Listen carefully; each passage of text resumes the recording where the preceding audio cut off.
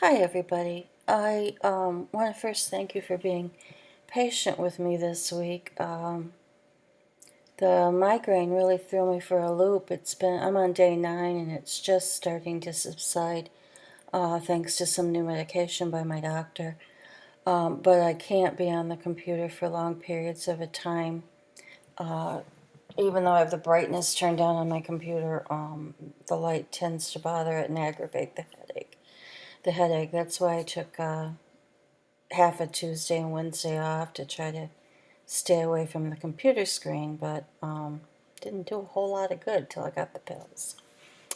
Let's review. I have the discussion boards done. I did not comment on them for the most part, and I do apologize. But everyone did pretty well on those. I did explain if you had some problems with them, but for the most part, there's no comments. I have about half of the logs graded. I'll probably continue those tomorrow. I don't want to stay on the computer too much longer today. Discussion board. Let me see some comments about it, or say some, not see some. First of all, you are practicing how to critique when you reply to your classmates. And this is going to be an important skill when we start writing papers because you're going to have to give advice to your classmates that will help them revise. I thought for the most part the critiques that you wrote on the discussion board this past week were pretty good. You focused on the questions I asked. The people that didn't do very well on that didn't look at the questions I asked to be talked about in the reply. It also helps you to learn how to write when you analyze other people's work. As you start picking out the P's, the I's, and the E's, and you can it's easier to pick it out in somebody else's work, but eventually you're going to start looking at your work in the same way. You're going to start thinking about how your work looks differently. You're putting away that inner critic. You're getting out that inner critic at this point. You've put it away to write some things. Now you're looking at it as, okay, how does it fit the assignment? Read your classmates' comments for help. They have done a really good job, your classmates have, in writing you very specific critiques, so follow their advice. Logs. I'm having some people still have trouble understanding what I mean about analysis and why and how questions, and this is causing some of you to lose points on your logs. Let me explain. First of all, analysis. Here's the quote. This is the value of our community, and I took this right from someone's paper who did very well. It's about a naked druggie destroying what little value exists in her life. It's about children who loses toys and clothes to a mother's addiction. Now, I am getting, maybe not to this quote, to others, Vance is saying that drugs hurt children. That is not an analysis. That is you're telling me what the quote says. Analysis would be, and notice how the person who wrote this starts with referring directly to some language in the quote. When Vance talks about the druggie ruining things of value with her drug addiction, he doesn't just mean the material things. Now look, over here it's the material things, but she's going beyond and analyzing it. Value is more, so she is destroying the relationship with her children, her chances of pulling herself out of the hole she's in, and in the long run she's contributing to the ruin of her community. This woman is using drugs to escape her situation, but her situation is getting worse because she uses. Notice how it doesn't tell me what this says in terms of, it's sad that little children are losing things because of her mom's addiction. You're not analyzing it. You're not saying how this relates to a theme of the book. And one of Vance's themes is the community, how his community, as a childhood community, was ruined by the drugs in the system. So you need to really think about, what do your quotes mean? Another thing, didn't put it in the slideshow, but some of you are using one-line quotes. And sometimes that works, but sometimes it's so totally out of context. And then you're telling me what that line means. I'm not sure you're getting it right because you don't have anything around it. Notice how this is 3 sentences. And that's sort of what you need for us to understand what it is you are commenting on. So if you're losing points, this is something you need to think about. How can you analyze the quote? Second thing, I'm asking for questions. Some of you don't fill that in, and if you do, you're losing points. A good question would be, how did the people like Vance's mom come from people like his grandparents? Again, I took this from somebody's paper. Is it because the values they preached didn't match the ones they put into action? And she really is asking a how question. How did the people like Vance's mom come from people like his grandparents? Implying in there that the mom came from good parents. What is it? What caused that? Now, some of you are asking factual questions. Will Vance ever have a good relationship with his mom? Or who will Vance rely on after Mima passes? Well, those might help you with the content as you're reading along. They're not going to help you with analyzing the book. And that's why I say stick to why and how questions.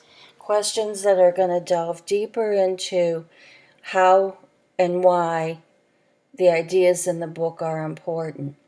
In the past, I've had people say, will Vance ever have a father? That's focusing you on helping your reading, because you're going to be reading for that, and you're going to be reading, will Vance have a good relationship with mom? So you're going to have that in your mind as you read. You're going to have it in your mind that Vance is, who is he going to rely on after Mima passes? You're going to have this sort of framework in your head to help you read, but it doesn't help you analyze. And that's what I'm looking for, and that's what you need to learn in freshman comp, is how to analyze it. And I'm not just teaching you how to analyze to torture you, okay? I'm teaching you how to analyze so that you will be able to analyze questions and ideas and quotes in your other classes. This is critical thinking skills that I'm forcing on you. And critical thinking skills are what you need to succeed in college, and that's why we're practicing them there. And the best way to practice them is to write and to think, okay?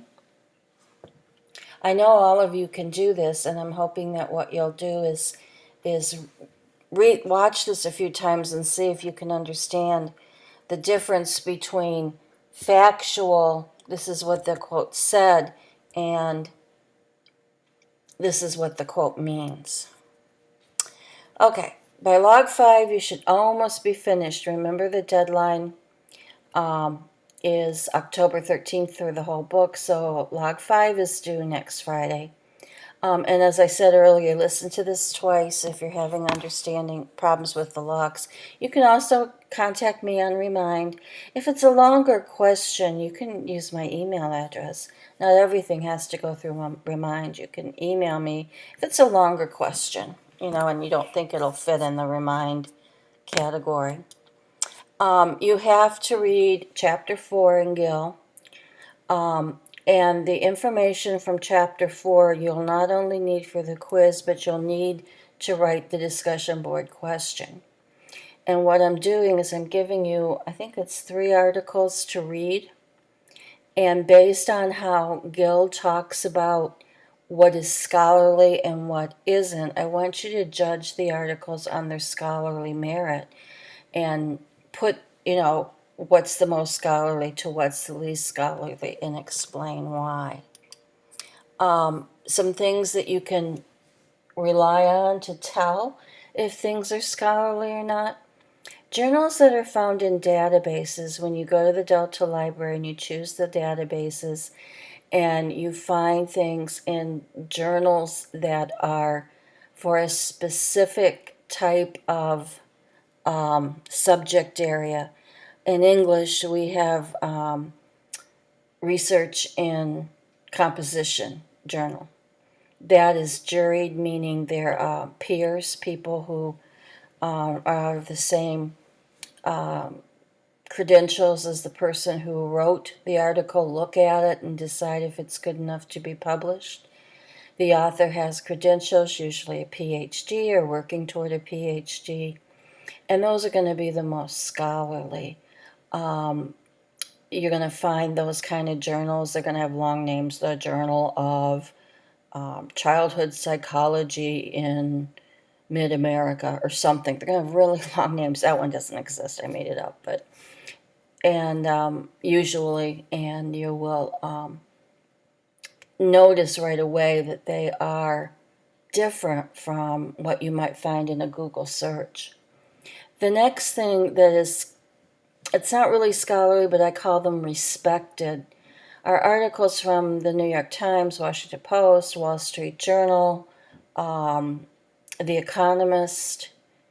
I'm missing a few, but they are not popular papers. I mean, the New York Times does not have a big circulation in New York. Other journals, other newspapers have a better circulation than they do. Same with these two, the Post and the Wall Street Journal.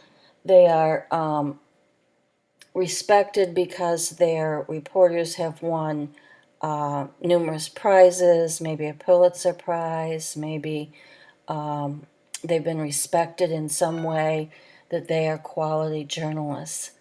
Those are kind of in the middle, and sometimes can be used in a paper that you're writing for college.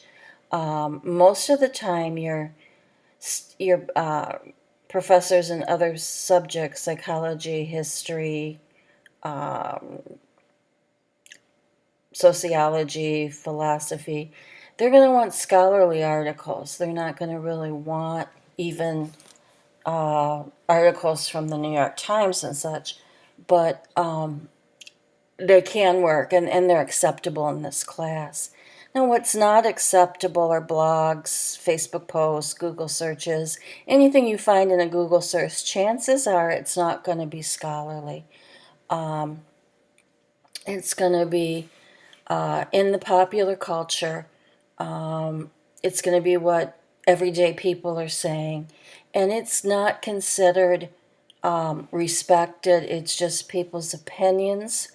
And many times these people's opinions are not supported by fact. Now, these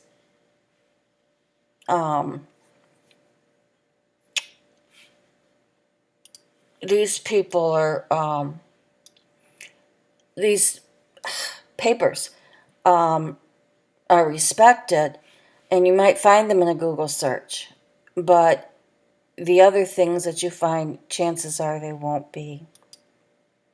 That's all I have for this week. I hope I made sense considering I feel not so hot.